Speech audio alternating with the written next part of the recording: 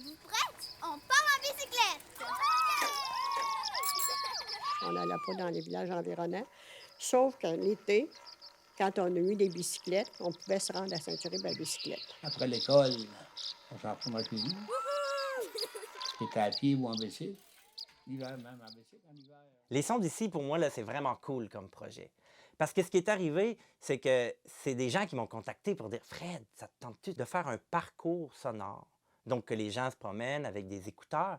Puis, regarde l'architecture de Saint-Casimir.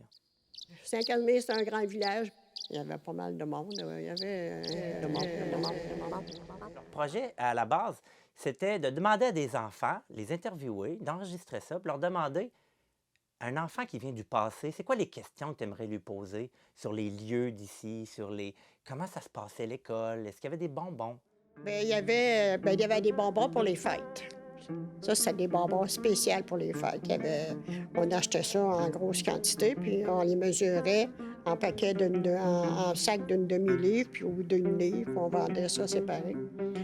Donc, moi, à partir de ça, j'avais un super matériel. Comment faire écho au désir de ce que les enfants veulent savoir? Comment faire écho à ce que parlent les personnes âgées?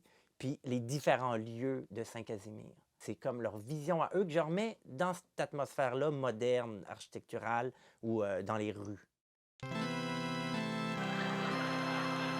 La salle où vous êtes, là, les Grands Bois, là, ça, c'était la vraie salle de cinéma, la salle des Chevaliers de Colomb, comme on appelait dans le temps. Oh, ça, le cinéma, il est en masse. Il y en avait tous les dimanches, tous les samedis. On y allait même le jeudi. La semaine, c'était un rendez-vous. Pour composer, je m'inspire de chaque lieu puis de chaque texte. Après, j'essaie de faire une unité, mais c'est vraiment un mélange. Ma musique, c'est souvent un mélange entre du bruitage, des bruits qui deviennent de la musique que j'organise, de la musique. Puis là, il y a les voix qui, je laisse prendre de la place aussi. Fait que des fois, il faut les accompagner. Puis des fois, il faut leur donner de la place. Après, ici, j'ai des centaines d'instruments. Mais un instrument, pour moi, ça peut être un petit grelot, ça peut être un jouet pour chien qui fait pouette-pouette, ça peut être un peu n'importe quoi.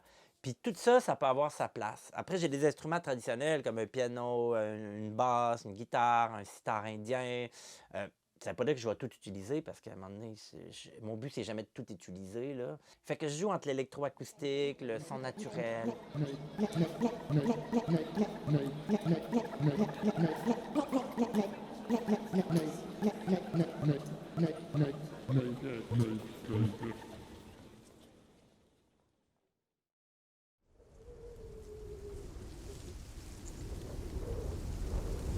Ce dont on avait envie, c'est d'essayer d'humaniser les personnes qui ont travaillé au bar des danseuses, au-delà des clichés qu'on peut avoir sur des personnes qui exercent ce type de profession.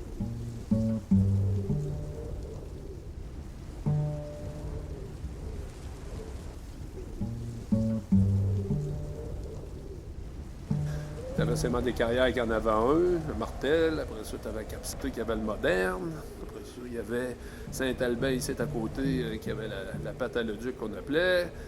Tu arrivais d'un village, tu étais sûr quasiment d'avoir... T'étais sûr d'avoir un bord de danseuse dans le pays. Mais... En fait, notre travail à Saint-Casimir, il s'ancre dans un travail de plus long terme qu'on a fait autour du travail du sexe, de la sexualisation des corps, de la place des femmes au travers de tout ça. Et on avait déjà travaillé sur la réalité en milieu urbain et on a eu envie d'aller explorer la réalité en milieu rural. T'arrives de Québec. Peut-être qu'on t'a déposé là, devant l'église. Le monde du village se doute de qui tu es. Dans le cadre d'un parcours sonore, on a donc de la musique, mais on a aussi beaucoup de poésie, de slam, de poésie parlée et performée. Et donc, on fait s'imbriquer ces deux types de poésie-là. On utilise des instruments qu'on joue nous-mêmes, et donc il y aura principalement du violoncelle et de la voix. Tu te diriges vers le pont pour traverser la rivière. Ce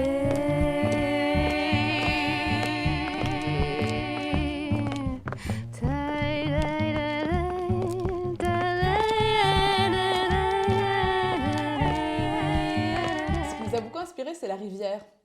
la rivière, tu sais, qui passe par plein de villages pornevois. Et ces femmes-là qui sans doute passaient par plein de villages pornevois et qui continuaient leur route de village en village pour exercer leur métier, avec aussi toute la symbolique de l'eau, l'eau qui lave, l'eau qui purifie et l'eau qui emmène ailleurs. Puis l'eau qui traverse le village aussi, c'est un peu l'aspect de...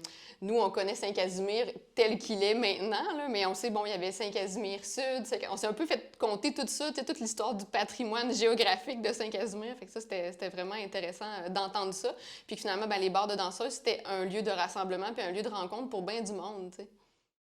Il y a l'église, d'où peut-être on part à Saint-Casimir et on traverse le pont pour aller vers le bar de danseuses. C'est comme cette espèce de symbolique de passage d'une rive à l'autre, avec tout le poids de l'église qui pouvait exister à ce moment-là et cette espèce de paradoxe de cette énorme église qui est là et tout ce qui se passait un peu je sais pas, dans l'underground de Saint-Casimir, qui n'était pas vraiment dit, mais qui était quand même très présent. Elle tournoie, fait tourner la tête.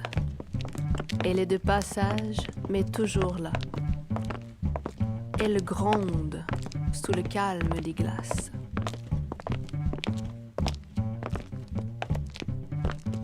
Elle supporte le poids.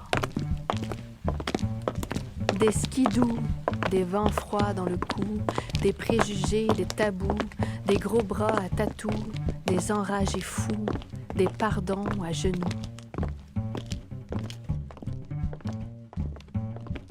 D'un village à l'autre, elle descend, jusqu'au grand Saint-Laurent, embrasse l'horizon, s'évapore. Hey!